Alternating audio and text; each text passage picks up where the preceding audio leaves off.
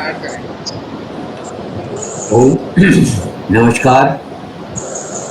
मैं भगवान दास, दिल्ली कोऑर्डिनेटर ऋषि कुलियोपेट परिवार की तरफ से आप सबका स्वागत करता हूं।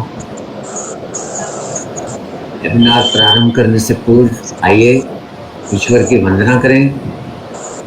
गहरा लंबा सांस लें। ओम सर्वे भवन्तु सुखिनः, सर्वे सन्तु निरामयाः, सर्वे भद्राणि पश्यन्तु, मा कश्चित् दुःखभाग् भवेत्।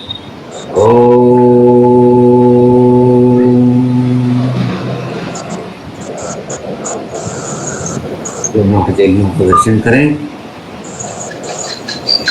पूर्णता से अपने चेहरे पर स्पर्श करें।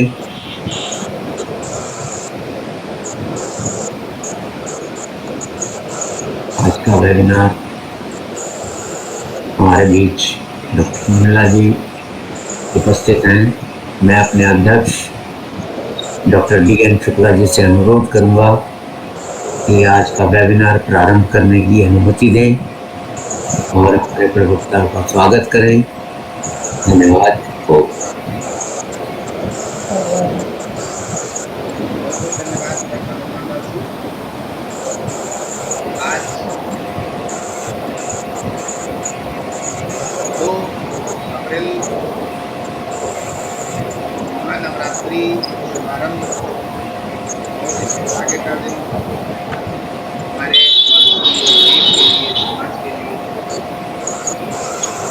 और आज के इस शुभारंभ में आज का वेबिनार सत्र जो देश में किया लगातार जारी किया जा रहा है योग के तरफ से, इसमें आज के मुख्य वक्ता पुनः डॉक्टर फारूक पटेल जी का स्वागत और अभिनंदन। आज जैसा कि पूर्व में कल बताया भी गया था कि एनाटॉमी विषय पर लगातार होने वाला है डॉक्टर फारूक पटेल जी के द्वारा, जिसमें 11 दिन यानी लगभग 11 अप्रैल तक आज उसका सेकेंड पार्ट यानी कह लीजिए श्वसन तंत्र पर व्याख्यान होना है।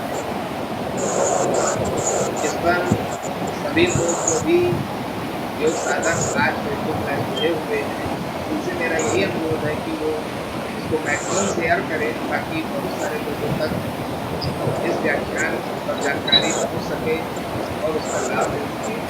और अब ज़्यादा समय न लेते हुए मैं आमंत्रित करूँगा उठाएँ और डॉक्टर मैम का स्वागत और अभिनंदन करें। आज के कार्यक्रम को धन्यवाद सर। सभी को प्रणाम।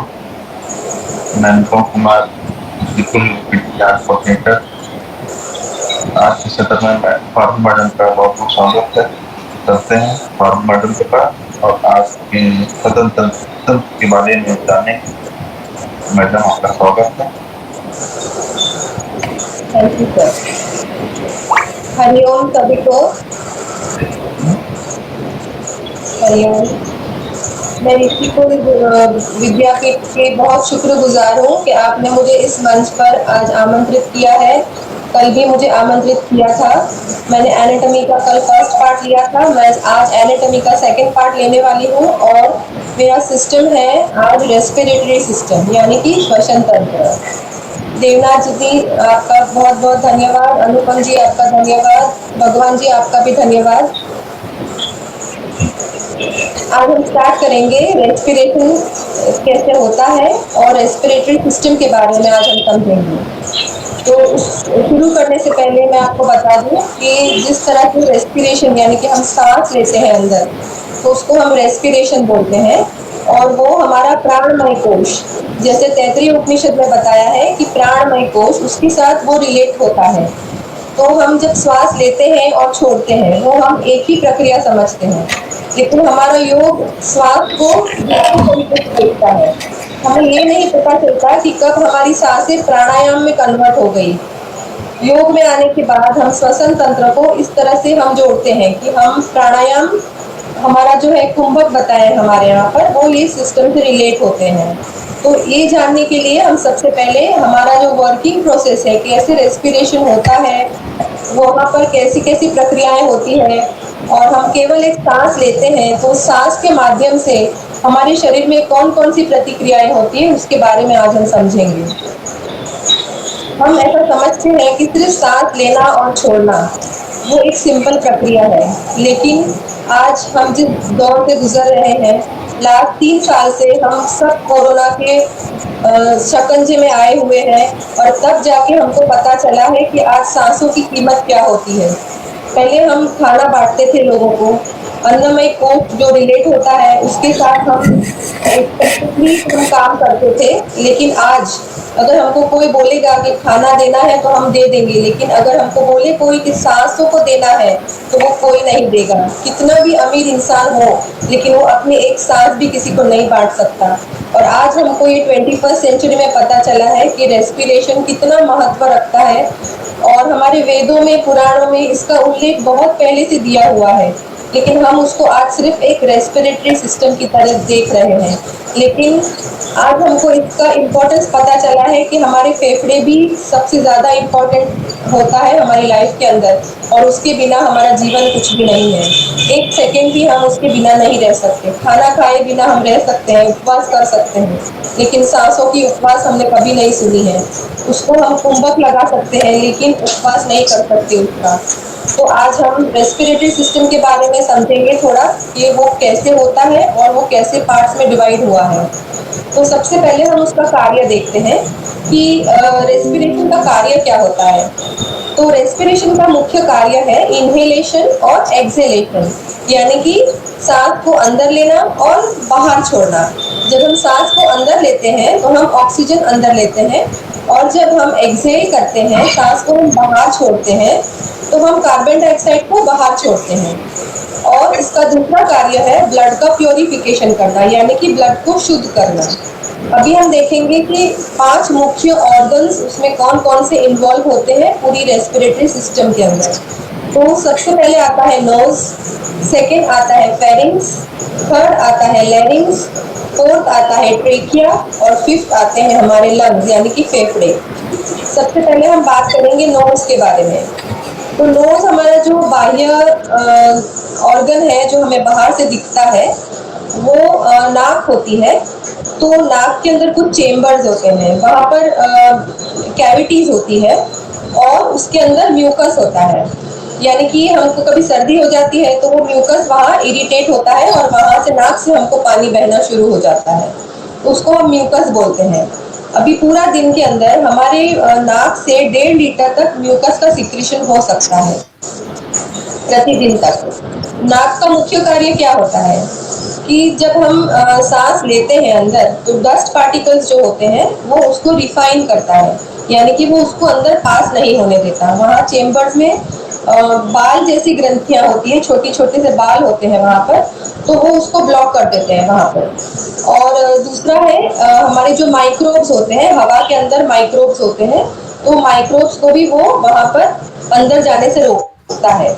जो कोरोना वायरस के अंदर जो वायरसेस हुए थे, वो जिसकी म्यूकस इम्यूनिटी अच्छी होती है, तो वो अंदर प्रवेश नहीं करते, वहाँ पर मर जाते हैं। और हमारा WBC यानी कि WBC यानी कि वाइट ब्लड कॉर्पसेस जो होता है, वो उसको फाइट करता है, वो अलग सिस्टम है, लेकिन वो इससे थोड़ा सा रिलेट होता है यहाँ पर जब हम नाक की बात करते हैं।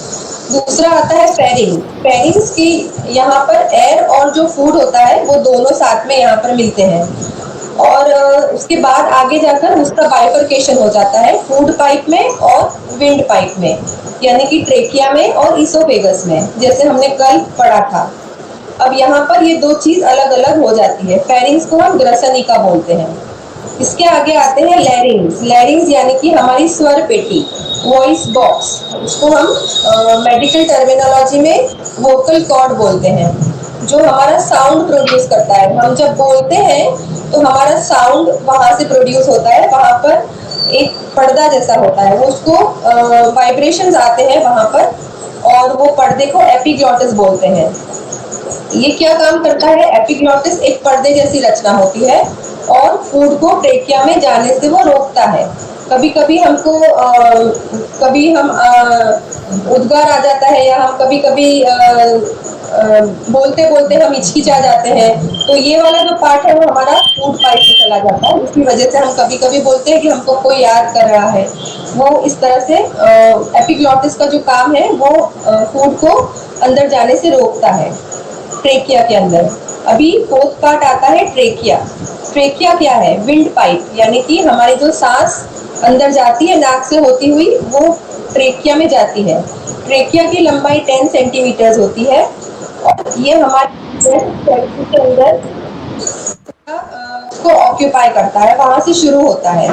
अभी ट्रेकिया जो है वो आगे जाकर ब्रोंकस में कन्वर्ट हो जाता है, और हमारा जो राइट लंग है उसके 3 लोब्स होते हैं, इसीलिए वो 3 पार्ट में डिवाइड हो जाता है। और लेफ्ट वाला जो है हमारा लंग वो 2 पार्ट में डिवाइड होता है, इसीलिए वो लेफ्ट वाली जो पार्ट होता है ब्रोंकस का वो 2 पार्ट्स में डिवाइड हो जाता है। और हमारा जो उसके बाद आता है हमारा लंग्स। लंग्स क्या करता है? लंग्स में टोटल हमारे राइट साइड वाला जो है उसके अंदर 3 पार्ट्स होते हैं और लेफ्ट वाले में 2 पार्ट होते हैं। तो उसके बीच में फिशर्स होते हैं। फिशर्स यानी कि उसको सेपरेट करने वाली रचना। तो 3 पार्ट होते हैं, तो वहां पर हमारा जो लंग्स है वो एक आवरण से आच्छादित होता है, तो हम उसको प्लूरल मेम्ब्रेन बोलते हैं।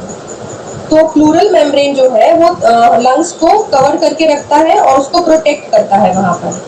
अभी हमारी जो ट्रेकिया होती है उसके ऊपर सी शेप के रिंग्स होते हैं, उसको कार्टिलेज से बने हुए होते हैं वो, और जब हम सांस लेते हैं और छोड़ते हैं उस समय वो हमारे ट्रेकिया को प्रोटेक्ट करते हैं और ट्रेकिया को चिपकने नहीं देते।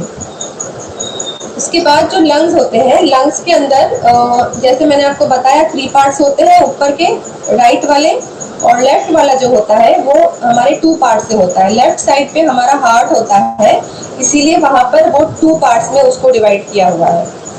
राइट वाला जो पार्ट है ऊपर का पार्ट, उसको हम सुपीरियर पार्ट बोलते हैं। मिडल वाला पार्ट होता है उसको हम मिडल पार्ट बोलते हैं, और नीचे वाला पार्ट होता है लंग्स का, उसको हम इंफीरियर पार्ट बोलते हैं। आगे हम देखें कि हमारा जो ब्रोंकस है वो आगे जाता है और वो और छोटे छोटे ब्रांचेस में डिवाइड हो जाता है, उसको हम ब्रोंकाई बोलते हैं। ब्रोंकाई आगे जाकर ब्रोंक्यूल्स में कन्वर्ट हो जाता है और छोटे पार्ट्स में डिवाइड हो जाता है वो। और वहां पर क्या होता है कि जो हमारा गैस का जो एक्सचेंज होता है वो हमारा वहां पर होता है। ब्रोंकाइज के अंदर हमारा गैस का एक्सचेंज होता है, और कार्बन डाइऑक्साइड जो होता है वो सेल से बाहर निकलता है और ऑक्सीजन जो है वो ब्लड में हमारा जाता है, ये हमारा अंदर तक वो जाता है। इस तरह से वहां पर एक एक्सचेंज ऑफ गैसेस होता है, और ये एक्सचेंज ऑफ गैसेस बहुत महत्व का कार्य करता है। जब हम जो सांस लेते हैं इनहेलेशन और एक्सहेलेशन, उसकी मेन प्रक्रिया वहीं पर होती है ब्रोंक्यूल्स में। अभी जैसे हमने पढ़ा कि पूरा सिस्टम ऊपर से नीचे तक डिवाइड होते होते होते छोटे से छोटे पार्ट में वो कन्वर्ट हो गया और वो जाकर हमारा ब्रोंक्यूल्स में कन्वर्ट हो गया। अभी ब्रोंक्यूल्स के पास कौन सा पार्ट आता है बॉडी का जहाँ से ये एक्सचेंज ऑफ गैसेस होते हैं? तो वो होता है हमारे जो एल्वियोलीज होते हैं, वहां से हमारा ये होता है, उसका पूरा गैस का जो आपले होता है, एक्सचेंज ऑफ गैसेस, वो वहां पर हमारा हो जाता है। अब हम रेस्पिरेशन को देखेंगे कि रेस्पिरेशन मेनली फिजियोलॉजिकली वो 3 पार्ट्स में डिवाइडेड हुआ है। जैसे कि हम बाहर से देखते हैं श्वसन और इंटरनल श्वसन, तो उसको हम पूरे रेस्पिरेशन को 3 पार्ट्स में डिवाइड करेंगे। सबसे पहला है हमारा एक्सटर्नल रेस्पिरेशन। एक्सटर्नल रेस्पिरेशन में क्या होता है कि जो हम बाहर से देख रहे हैं कि ये सांस ले रहा है और सांस छोड़ रहा है, तो उसको हम इंस्पिरेशन बोलते हैं। और एक्सपीरेशन, इंस्पिरेशन में क्या होता है, ऑक्सीजन जो हमारा होता है वो अंदर जाता है, और एक्सपीरेशन में हमारा कार्बन डाइऑक्साइड जो है वो बाहर आता है। ऑक्सीजन जो होता है वो गुड होता है हमारे बॉडी के लिए, और कार्बन डाइऑक्साइड होता है वो गैसियस सब्सटेंस होता है, वो बाहर निकल जाता है, वो शरीर के लिए उपयोगी नहीं होता है, वो बिन उपयोगी होता है, तो वो हमारे शरीर से बाहर हो जाता है। दूसरा हमारा जो रेस्पिरेशन है ये हमें बाहर से दिखता है, एक्सटर्नल जो हो गया वो हमें बाहर से दिखता है। अभी आता है हमारा ट्रांसपोर्टेशन। ट्रांसपोर्टेशन जो होता है वो क्या होता है कि ऑक्सीजन के जो हमारा पूरा का पूरा ऑक्सीजन जो है वो हमारे सेल्स तक कैसे पहुंचता है। एक एक सेल तक, हमारी बॉडी के हर एक ऑर्गन के सेल्स तक ऑक्सीजन हमारा पहुंचता है। वो ट्रांसपोर्टेशन जो होता है वो हम उसको ट्रांसपोर्टेशन रेस्पिरेशन बोलते हैं। और उसके बाद आता है कार्बन डाइऑक्साइड, कि वो कार्बन डाइऑक्साइड वापस लंग्स में कैसे आता है, यानी कि जो विशुद्धियां होती है, सारे सिस्टम्स की विशुद्धियां जो होती है वो वापस लंग्स में आती है और फिर वहां पर गैस का एक्सचेंज होता है। तो वो कैसे होता है, तो वहां पर 3 मेन कार्य होते हैं। सबसे पहला है कि हीमोग्लोबिन के द्वारा होता है। हीमोग्लोबिन जो है वो हमारे ब्लड में पाया जाता है और वो एक सब्सटेंस होता है कि जो ऑक्सीजन को कैरी करता है। उसको जब ऑक्सीजन उसके साथ लग जाता है तो हम उसे HbO2 बोलते हैं, यानी कि ऑक्सीजन उसके अंदर मिल गया, जैसे कि वो फेरस होता है, आयन। तो इसीलिए हमको जब बोलते हैं ना कि हमारे बॉडी के अंदर आयन अगर कम हो जाता है तो हमारा जो ऑक्सीजन होता है वो हम अच्छे से ले नहीं पाते, इसीलिए हम बार बार थक जाते हैं। थोड़ा भी हम काम करते हैं तो हम थक जाते हैं क्योंकि हमारे अंदर हीमोग्लोबिन की मात्रा कम हो जाती है। तो ये ट्रांसपोर्टेशन रेस्पिरेशन जो है वो वहां पर काम करता है। तो हर एक सेल्स के साथ वो ऑक्सीजन हमारा आयन के साथ कंबाइन होता है और हर एक बॉडी के हर एक ऑर्गन्स के साथ जाता है और वहां पर वो शुद्धि क्रिया करता है, ऑक्सीजन पहुंचाता है वहां पर। दूसरा आता है प्लाज्मा, यानी कि हमारा ब्लड जो होता है उसका, ब्लड का पानी हम बोलते हैं उसको सिंपल लैंग्वेज में, मेडिकल टर्मिनोलॉजी में हम उसको प्लाज्मा बोलते हैं। तो जो अंदर का जो लिक्विड होता है ब्लड के अंदर उसको प्लाज्मा बोलते हैं। तो वो प्लाज्मा के थ्रू ये रेस्पिरेशन होता है। और थर्ड वाला जो होता है वो होता है कार्बोनेट के थ्रू। तो हमारे बॉडी के अंदर जो कार्बोनेट्स होते हैं उसके थ्रू वो ट्रांसपोर्टेशन होता है और वो रेस्पिरेशन का काम करता है। तीसरा वाला जो है वो है इंटरनल रेस्पिरेशन।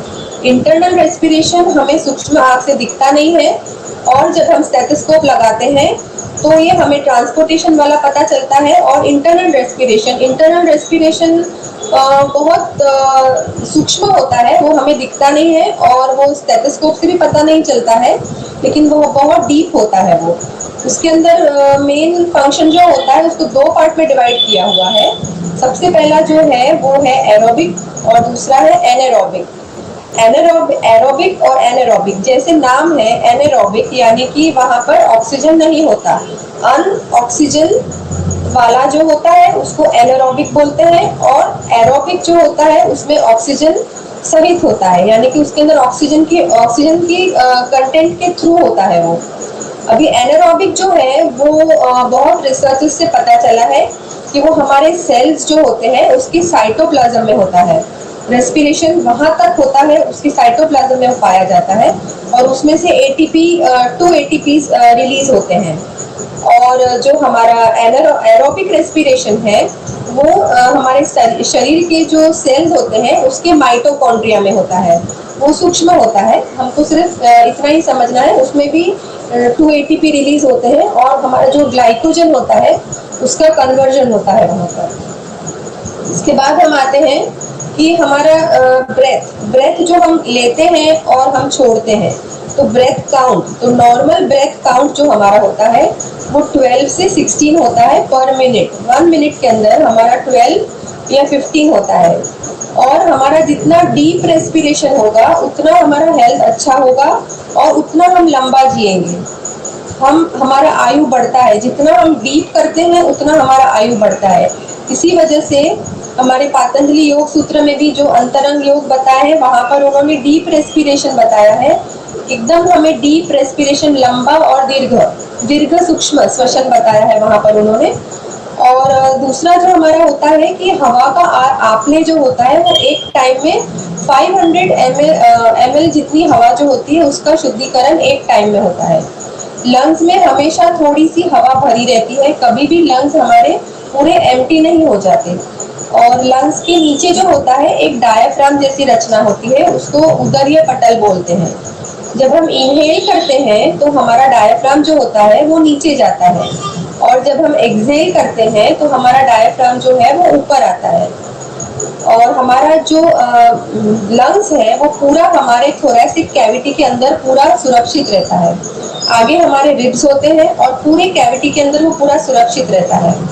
और रिब्स जो हमारे होते हैं पूरी थोरैसिक कैविटी की वजह से क्या होता है कि हमारे रक्षण तो मिलता है, लेकिन हमारा जो लंग्स है वो आगे की तरफ नहीं आते हैं, वो हमारे ऊपर नीचे होते हैं। सांस लेते हैं तो ऊपर और नीचे छोड़ते हैं तो नीचे। इसी तरह से वो हमारा जो उदरीय श्वसन है वो काम करता है। अगर हमारे रिब्स नहीं होते तो हमारा लंग्स क्या हो सकता था, आगे पीछे भी हो सकता था। ऊपर नीचे तो होता है, लेकिन हवा भरेगी तो बलून तो कैसे जाएगा हमको पता नहीं। तो ये एक भगवान की बहुत अद्भुत रचना बनाई हुई है कि लंग्स को वहां पर लिमिटेशन दे दिया है कि आप इससे आगे नहीं जा सकते। अगर हवा भरती भी है तो वो आगे नहीं जाएगा, वो नीचे जाएगा। तो जैसे नीचे जाएगा वैसे हमारा एब्डोमिनल रेस्पिरेशन शुरू होता है। इसके बाद हमारा आता है कि हम जो हमारे योग से हम जुड़े हैं तो हमें रेस्पिरेशन के बारे में ये पता चलता है कि रेस्पिरेशन सिर्फ रेस्पिरेशन ही नहीं है, लेकिन वो बहुत डीप मायने में प्राणायाम है। और हम उसको डीप ब्रीदिंग हम जब करते हैं तो हमें सिखाया जाता है कि हमें कैसे सेक्शनल ब्रीदिंग करना होता है। हमारे सिलेबस में भी दिया हुआ है कि हमें सेक्शनल ब्रीदिंग, योगिक ब्रीदिंग कैसे होता है। तो सेक्शनल ब्रीदिंग के अंदर हमें सबसे पहले थोरैसिक ब्रीदिंग बताते हैं।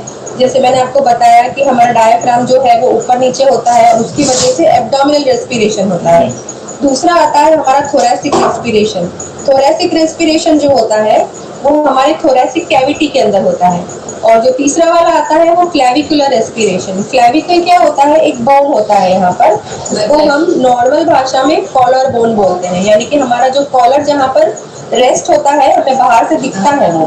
तो ये जो यहाँ पे हमारी दो रचना दिखती है ये कॉलर बोन है, इसको हम क्लैविकुलर बोन बोलते हैं। और जब हमारा लंग्स यहाँ तक रेस्पिरेशन करता है, हम फील कर सकते हैं उसको, तो उसे हम क्लैविकुलर रेस्पिरेशन बोलते हैं। तो ये हमारा हो गया पूरा सेक्शनल ब्रीदिंग। इसके बाद जब हम अनुलोम विलोम करते हैं तो भी हमारा पूरा ब्रीदिंग पैटर्न हमारा चेंज हो जाता है। हम सिर्फ रेस्पिरेशन को एक रेस्पिरेशन नहीं समझते, लेकिन वो एक पूरी प्रक्रिया होती है जिसके थ्रू हम ऑक्सीजन लेते हैं, छोड़ते हैं और हमारे शरीर के, हमारे लंग्स के अंदर हम भरते हैं, वो ही योग है। जब हम जब योग नहीं करते तो ये चीज हमें पता नहीं होती है कि हमें उसको रोकना भी होता है, और रोकने से क्या क्या फायदे होते हैं वो हम सब जानते हैं। तो जब हम कुंभक लगाते हैं यानी कि हम रोकते हैं, तो हम जब इनहेलेशन करते हैं, एक्सहेलेशन करते हैं, उसको हम पूरक बोलते हैं, और जब हम छोड़ते हैं उसको हम रेचक बोलते हैं। और जब हम होल्ड करते हैं तो हम उसको कुंभक बोलते हैं। अभी हमारे जो क्लासिकल टेक्स्ट है उसके अंदर कुंभक के अष्टकुंभक बताए हुए हैं, और हमारे हठ प्रदीपिका के अंदर भी अष्टकुंभक है, घेरड़ में भी अष्टकुंभक बताए हैं। वहाँ पर 2-3 वेरिएशंस हैं, शीतकारी और प्लाविनी बताया है वहाँ पर, और हमारे जो घेरंड है उसमें सहित कुंभक बताया है और केवली बताया है। तो इस तरह से थोड़ा डिफ्रेंसिएशन है, लेकिन वो हमारा टारगेट हम उसी पर करते हैं कि हम ज़्यादा से ज़्यादा कितना ऑक्सीजन अंदर ले पाए और ज़्यादा से ज़्यादा कितना कार्बन डाइऑक्साइड हम बाहर छोड़ पाए, और इसको हम दीर्घ श्वसन बोलते हैं। और दीर्घ श्वसन हमारा जितना अच्छा होगा उतना हमारा आयुष्य बढ़ेगा और हम स्वस्थ रहेंगे और हमें कोई भी रेस्पिरेटरी डिसऑर्डर्स नहीं होते। अभी हम थोड़े डिसऑर्डर्स के बारे में चर्चा कर लेते हैं कि रेस्पिरेशन से रिलेटेड नॉर्मल डिजीजेस कौन से हमको रोज की लाइफ में देखने को मिलती है। तो सबसे पहले आता है ब्रोंकियल अस्थमा।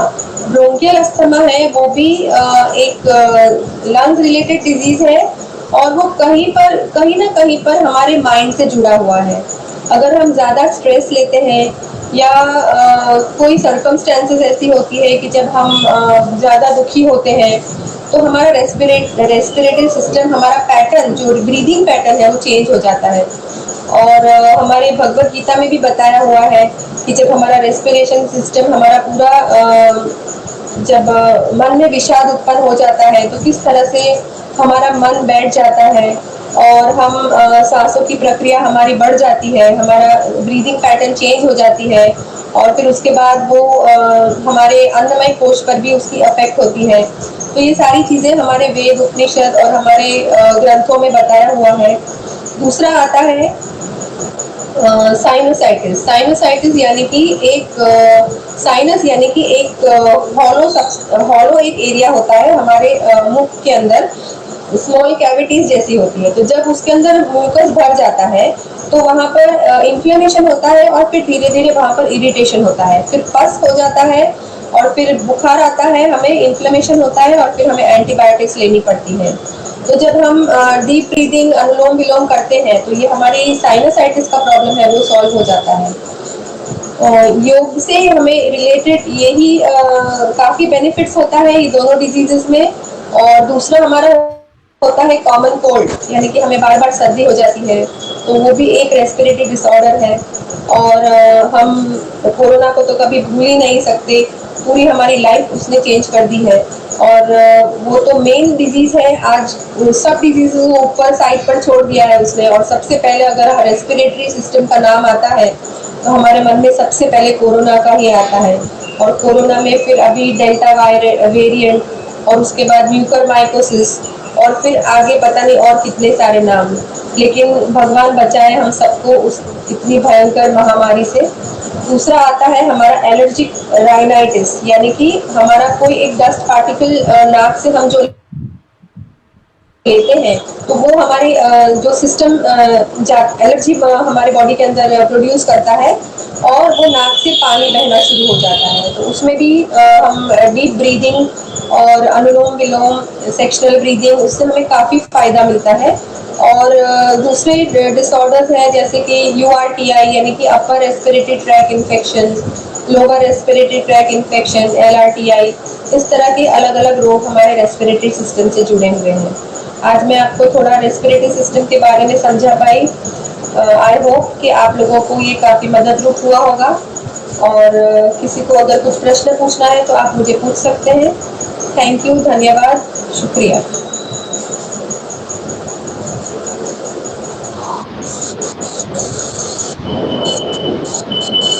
बहुत बहुत धन्यवाद डॉक्टर स्वामी पटेल जी को। आज पुनः लगातार दूसरा सेशन एनाटॉमी सेकेंड पार्ट अति सराहनीय, क्योंकि जैसा कि बताया कि कोविड महामारी में जो है लोग श्वसन की वजह से इतना परेशान रहे हैं कि उसी से लोग अपनी जान तक गंवा चुके। इस तरीके से मतलब एक ऐसा बता दिया कि सब कुछ मिल सकता है मगर सांसें नहीं मिल सकती। तो ये एक ऐसा मतलब तंत्र ही है शारीरिक हमारे शरीर में, जिसके तहत आपको बहुत केयर करने की ज़रूरत है। और कोविड महामारी के अलावा भी बहुत सारे ऐसे जो है रोग होते हैं जिनसे आपको निजात पाना है, तो आपको इस तंत्र को मजबूत करना पड़ेगा अपनी बॉडी में। आज जो जानकारी दी गई है उससे बहुत सारा आपको जो है लाभ मिल सकता है अगर आप ऐसे ही फॉलो करते हैं। तो ये हमारा सेशन लगातार यूट्यूब पर भी रहेगा और हमारे फेसबुक लाइव भी स्टार्टअप हुआ, तो ये रिकॉर्डेड भी है जो आप बाद में भी देख सकते हैं, कोई बात की जरूरत नहीं। तो बहुत ही सराहनीय आज का ये सत्र। और जैसा कि मैं पहले भी बता चुका हूँ, इधर लगातार जो है एनाटॉमी सब्जेक्ट पर अलग अलग मॉड्यूल वाइज टॉपिक वाइज आपको जो है जानकारी मिलने वाली है, तो बिल्कुल लगातार जुड़े रहिए। और अब मैं आमंत्रित करूँगा अनुपम कुमार जी को जो आए प्रोडक्ट में उनका धन्यवाद प्रस्तुत करें, और साथ ही डॉक्टर भगवान दास जी आए और शांति पाठ कराकर आपके इस कार्यक्रम को यहीं पर विराम दें। धन्यवाद सर। जैसा कि फार्मर मैडम बताई कि सांस सभी के लिए सांस सभी के लिए लाभदायक है, अगर सांस नहीं है तो तो नहीं है। जैसे कहा जाता है जल है तो जीवन है, जी पक्का, सांस नहीं तो जिंदगी नहीं। तो सांस श्वसन तंत्र को मजबूत करना है, तो हम लोग का लंग मजबूत होगा, तो फिर हम लोग क्या, हर प्राणी का तो सांस का जरूरत होता है, चाहे वो इंसान हो, जीव हो या पेड़ पौधा, वो सबको सांस का जरूरत होता है। बिना ऑक्सीजन का वो लोग का कुछ नहीं हो सकता। इसी के साथ चलते हैं भगवान सर के पास, और आज के सत्र को ये भी विराम देंगे शांति पाठ के साथ। और पारुल मैडम को एक बार फिर धन्यवाद दोबारा आने के लिए। फिर मिलेंगे पारुल मैडम के साथ अगले सत्र में। तब तक के लिए मैडम को धन्यवाद। चलते हैं भगवान सर के पास, और भगवान सर आज के सत्र को शांति पाठ के साथ समापन करेंगे। धन्यवाद अनुपम जी, धन्यवाद डॉक्टर शुक्ला जी, और तहे दिल से डॉक्टर पारुल जी का जो आज इतना अच्छा वेबिनार हमारे जन समाज को अर्पित किया, इसके लिए मैं हार्दिक धन्यवाद देता हूँ, और ऋषिकुल योग पीठ के परिवार की तरफ से आपको हार्दिक धन्यवाद देता हूँ। आइए अब हम वेबिनार को विराम देने के लिए शांति पाठ करते हैं। कमर गर्दन सीधा करें, कोमलता से आंखें बंद करें, गहरा लंबा सांस लें। ओम द्यौं शांति अंतरिक्षं शांति पृथ्वी शांतिरापा शांतिरोषधया शांति वनस्पतया शांति विश्वे देवा शांति ब्रह्मा शांति सर्वं शांतिरेव शांति शांति सामा शांतिरेधि।